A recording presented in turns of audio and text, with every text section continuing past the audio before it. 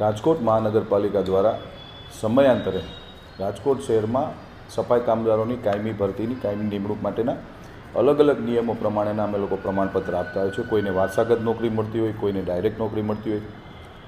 આખા દેશની અંદર દિવસની શરૂઆત એ રાજકોટ હોય કે સમગ્ર ભારતની અંદર પોતાના દિવસની શરૂઆત સફાઈ કામદારો દ્વારા થતી હોય છે. આપણા માટે દરેક નાગરિકો માટે સફાઈ કામદાર છે આપણું મસ્તક કહી શકાય. કારણ કે આપણે જ્યારે ઘરની બહાર નીકળીએ છીએ ત્યારે આપણા મહાનગર હોય કે આપણું ગામ હોય એને સાફસૂફ કરવાની જે કામગીરી છે એ સફાઈ કામદારો દ્વારા થતી હોય છે, જેના માટે અમે લોકો ખૂબ એમને ધન્યવાદ આપીએ એટલા ઓછા છે.